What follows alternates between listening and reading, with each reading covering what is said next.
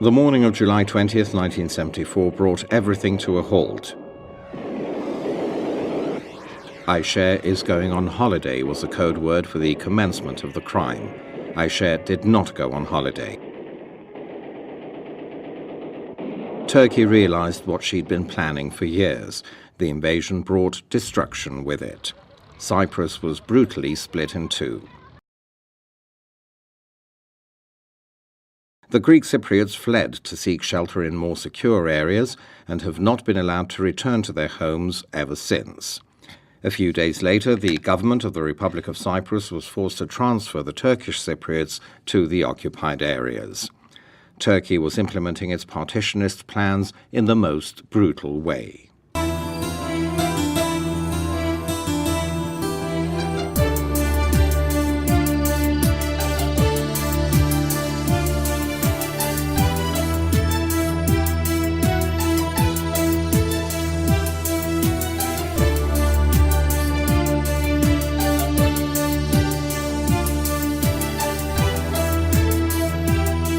Prior to the Turkish invasion, some 120,000 Turkish Cypriots lived interspersed with 500,000 Greek Cypriots all over the island.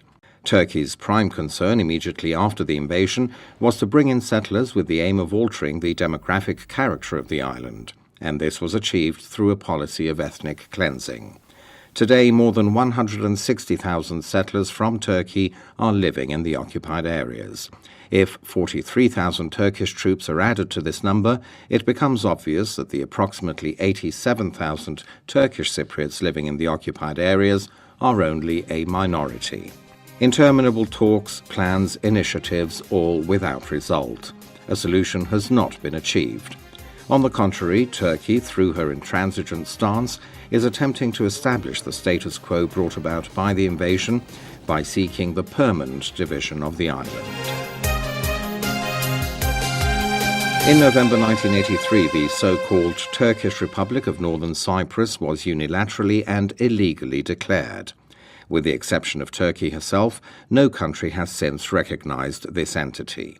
On the contrary, the United Nations have repeatedly and through a number of resolutions condemned the declaration. The declaration has also been deemed illegal by all European Union bodies and the international community as a whole. A huge flag symbol of the illegal statelet in the occupied part of Cyprus is carved out on the slopes of the once verdant Pentadaktylos mountain range. It's lit up every night in provocation to the legitimate residents of the northern part of Cyprus, reminding them that Turkey, after so many years, continues to trample upon their land and their rights. One evening a few months ago, the flag suddenly went out. In fact, not just the flag, but all the lights in the occupied areas were extinguished.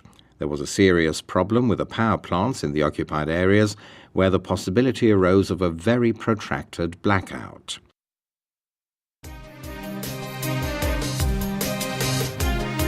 The Cyprus government dealt with the situation in a humanitarian manner, overlooking the illegal status of the occupation regime. It supplied electricity to the occupied areas, and a general blackout was avoided.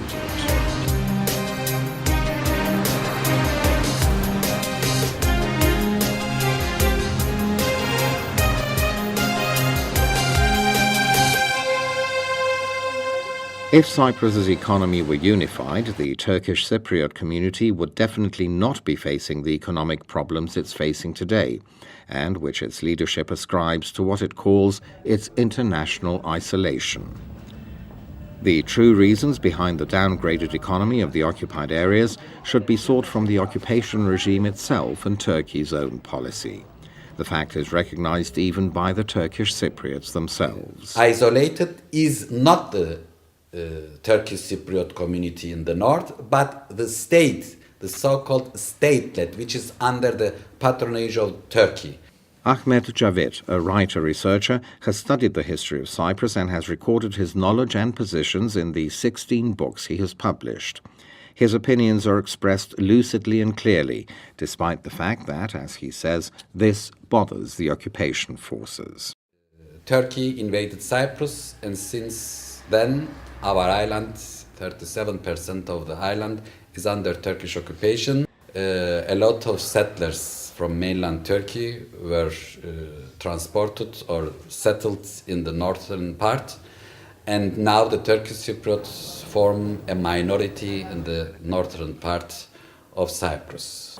The occupation, the inadequate economic system based almost entirely on the intervention of the so-called state and its dependence on Turkey, and of course the political instability as regards a solution to the Cyprus issue are the real reasons for the alleged isolation.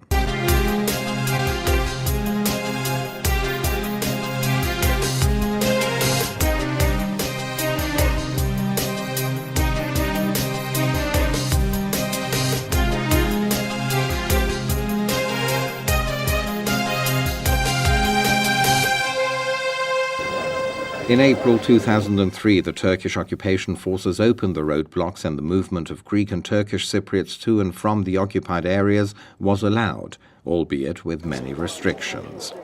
The first visits involved a huge number of people and were due to the Greek Cypriots' need to see their land and homes after almost 30 years. Turkey and the occupation regime are striving to exploit in every possible way the results of the April 2004 referendum on the pretext of seeking to lift the alleged Turkish Cypriot isolation. The Greek Cypriots rejected the Annan plan not because they do not want a solution of the Cyprus issue, but because they judged that the specific plan did not ensure the reunification of the island.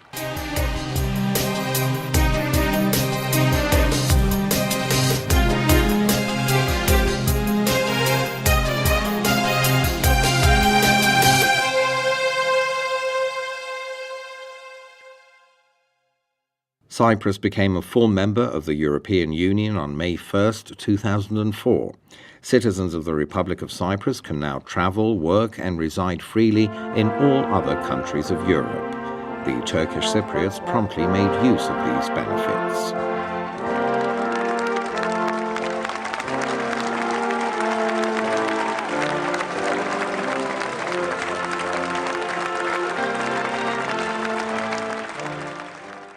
The Republic of Cyprus recognizes Turkish Cypriots as citizens and for this reason grants them both passports and all other official documents.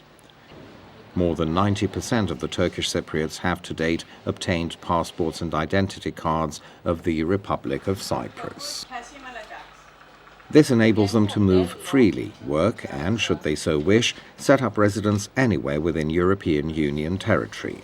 It further enables them to enjoy all benefits extended to EU citizens, to pursue university studies both in Cyprus and in other European countries, and to enjoy diplomatic protection in other countries. Thousands of Turkish Cypriots have chosen to work in the free areas of the Republic, where the conditions, wages and pensions are better. And of course, this has significantly increased the per capita income in the occupied areas. Bu tarafın yani şimdi günlük olarak kazancımız bizim taraftakinden daha iyiydi. Bir de nedir? Bu da işlediğimiz herhangi bir hakkımız yeme şeyi yoktu. İşlediğimizin karşılığını tamamen bir arana alırız. Başka bir şey yok. Most work in the construction sector, but a large number is also employed in other sectors, and naturally they avail themselves of all their rights as citizens of the Republic of Cyprus. They have their share in the island's social security system and in all social programs and services offered by the state. Within just the first 2 years since the opening of the roadblocks, the Republic of Cyprus has extended to Turkish Cypriots allowances and benefits exceeding 32 million euros. Even the Turkish Cypriots themselves concede that their alleged isolation is a result of the invasion and the continuing occupation.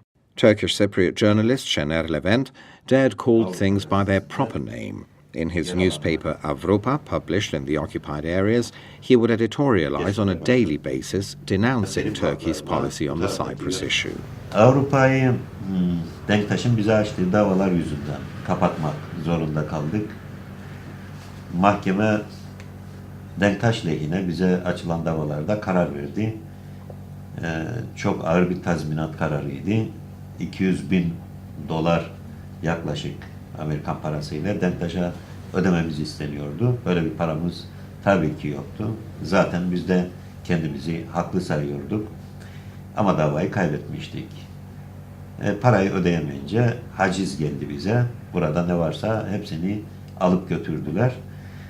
Ve gazetenin Avrupa'nın satış gelirine de el koydular. Biz de Avrupa'yı kapatmak zorunda kaldık. Bulduğumuz yeni isim de Afrika oldu. Yani Avrupa'dan biz Afrika'ya geçtik. Afrika üzerinden gidiyoruz biz.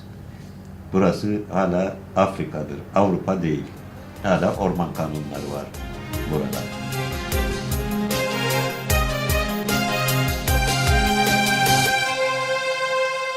Over the last few years, one can observe in the occupied areas a raging construction industry through the usurpation of Greek Cypriot properties. Luxury villas, tourist complexes and hotel units are being built in parts of Kyrenia, Famagusta, the Karpas Peninsula and throughout all the occupied areas of the Republic.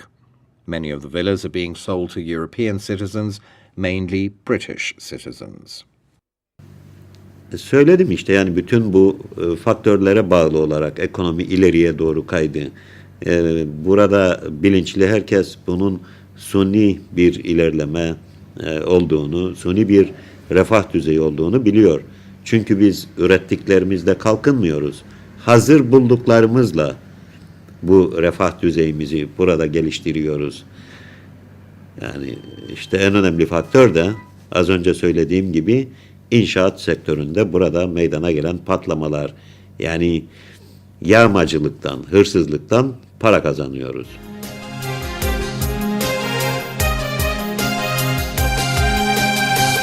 Following the opening of the roadblocks, tourism has also seen an increase.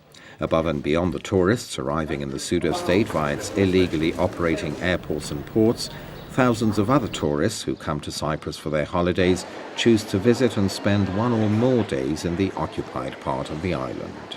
A part, then, of the foreign exchange brought by these tourists ends up in the coffers of the illegal regime. It's estimated that over the past 3 years, the share enjoyed by the occupied areas from precisely this tourist movement amounts to 46 million euros.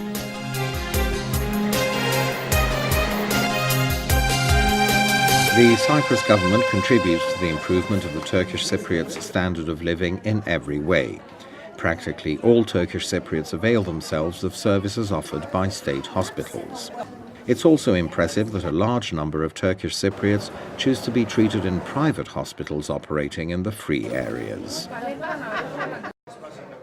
They prefer to go to South because they don't believe in the medical services here. Either they go to Turkey, to England, or to South. They also visit private clinics in the South so that they can get satisfactory, good standard health.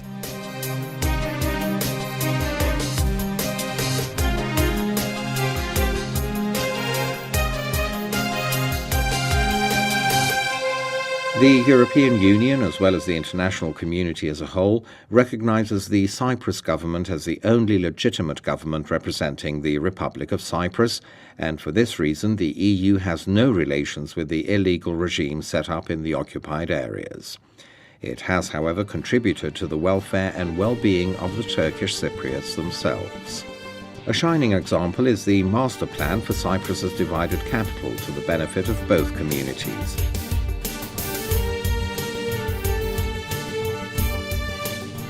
The restoration of old buildings,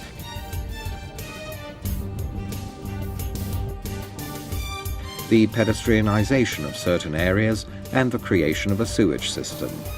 The EU has also funded the demining of the buffer zone. In addition, it has contributed to the restoration of religious monuments of both communities. The foreign investment sector is also posing problems, given that the regime holding sway in the occupied part of the island is illegal.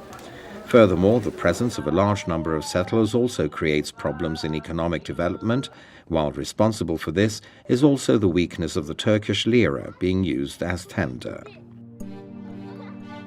Even a cursory look suffices to ascertain that the economy of the occupied areas is anything but closed. On the contrary, it exhibits the characteristics of an open economy, as for example its large volume of foreign trade. Imports are obviously much more than exports, and as such, problems related to competitiveness are not, as claimed by the Turkish Cypriot leadership, due to the alleged isolation, but due to the large public deficit. Up to 1994 inclusive, 55% of the occupied area's exports ended up in European countries, with the main market being the United Kingdom. The European Court's decision rendering acceptable accompanying documents issued only by Republic of Cyprus authorities changed all that. Exports to Europe fell to 12% and exports to Turkey increased. The main products exported from the occupied areas are citrus fruit, clothing, dairy products and canned foods.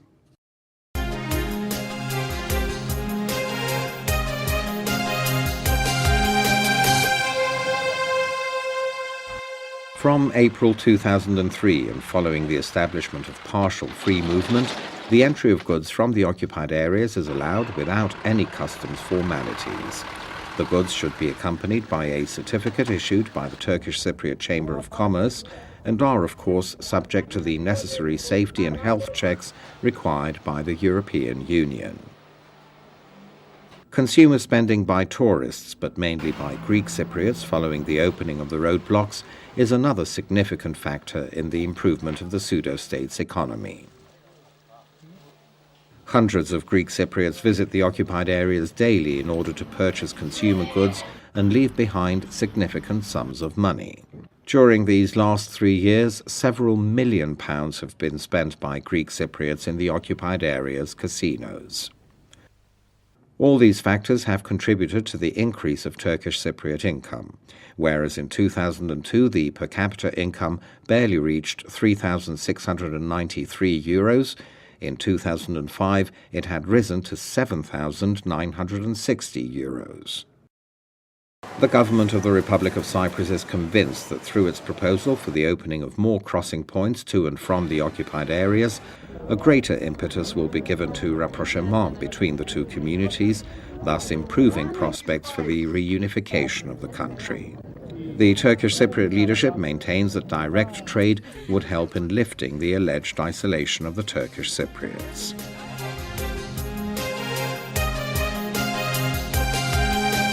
The Cyprus government has no access to the occupied ports and airports, and as such cannot exercise any control over them or impose conditions provided for by international trade regulations.